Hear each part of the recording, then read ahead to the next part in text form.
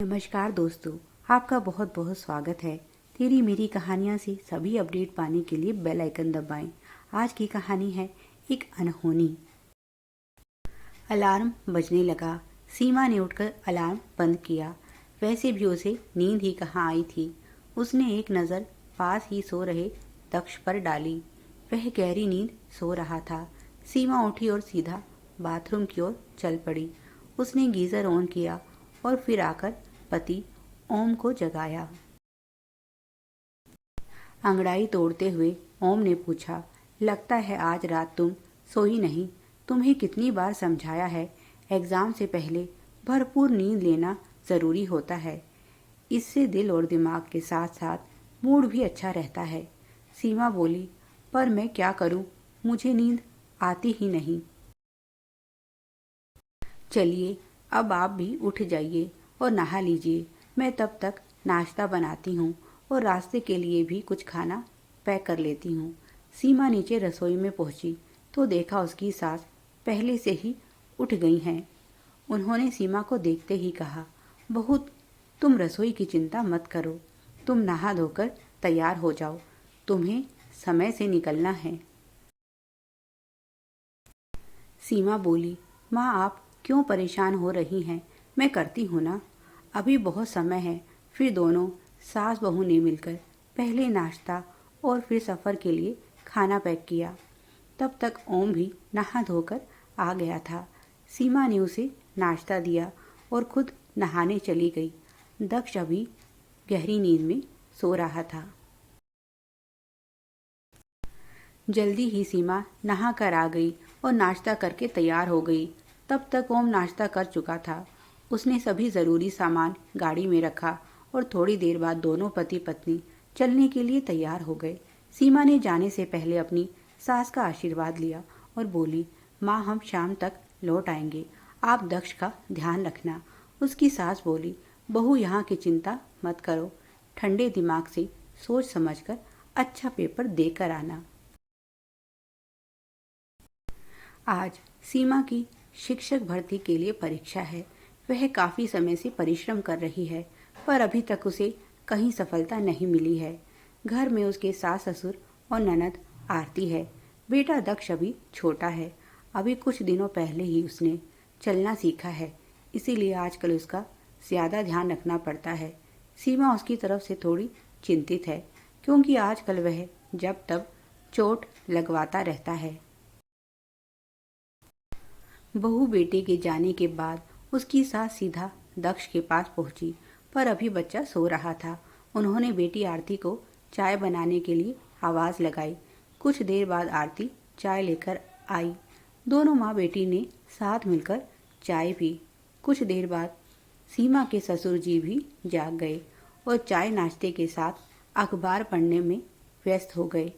तब तक आरती ने घर का सारा काम निपटा लिया। कुछ देर बाद दक्ष भी जाग गया और सीमा के सास उसे संभालने में लग गई, क्योंकि उठते ही जब बच्चे को माँ कहीं नजर नहीं आई तो वह जोर जोर से रोने लगा। आरती उसके लिए दूध बना लाई। कुछ देर बाद बच्चा शांत हो गया और खेलने लगा। सीमा की सास ने सोचा, थोड़ा दिन चढ़ जाए, उसके बाद दक्ष को नहलाती हूँ। जिस समय दक्ष ने रोना शुरू किया उस समय आरती घर में पोछा लगा रही थी। उसने पोछा तो लगा लिया था, पर बाल्टी का पानी फेंकना भूल गई थी और उसके बाद वह अपनी किसी सहेली से फ़ोन पर बात करने में व्यस्त हो गई। दक्ष अपने दादा के पास बैठा खेल रहा था और दादी उस समय सब्जी वाले के पास खड़ी रात के लिए सब्जी ले रही थी। उन्होंने सोचा, बहू थकी हारी लौटेगी और पता नहीं कब तक आए। उसके आने से पहले सब्जी बनाकर और आटा लगाकर रख दूंगी। जब भूख लगेगी तब गर्मा गर्म रोटियां बना लेगी। बच्चा उठा और चलते चलते कमरे से बाहर आ गया। दादा का सारा ध्यान अखबार में था। बुआ फोन पर व्यस्त थी और दादी बाहर सब्जी वाले के पास खड़ी मोल भाव कर रही थी। चलते चलते वह पोछे वाली बाल्टी के पास पहुंचा और पानी के साथ खेलने लगा।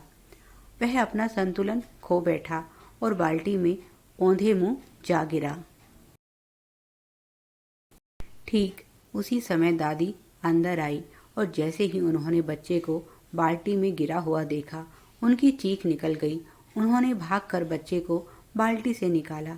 बच्चे के नाक और मुंह में पानी जा चुका था। उन्होंने उसका पेट दबाया और बच्चे को उल्टियां होनी शुरू हो गई। शोर शराबा सुनकर दादा और बुआ भी वहां आ गए और जल्दी से दक्ष को हॉस्पिटल ले जाया गया। अगर कुछ क्षण की देरी और हो जाती तो बहुत बड़ी अनहोनी हो जाती। अड़ोस पड़ोस में हर जगह इसी बात की चर्चा थी और लोग बार बार आकर दक्ष के बारे में पूछ रहे थे। कुछ पड़ोसनें दक्ष की दादी के पास बैठी उन्हें सांत्वना दे रही थी और कह रही थी, सब ठीक हो जाएगा, तुम चिंता मत करो, भगवान पर भरोसा रखो। कुछ बातें बना रही थी कि अगर कुछ क्षण की देरी और हो जाती तो अनर्थ हो जाता। कुछ देर बाद जब हंसता मुस्कुराता दक्ष हॉस्पिटल से लौटा तो दादी की जान में जान आई। अब पड़ोसने आरती को कोसने लगी कि लापरवाही की भी हद होती है।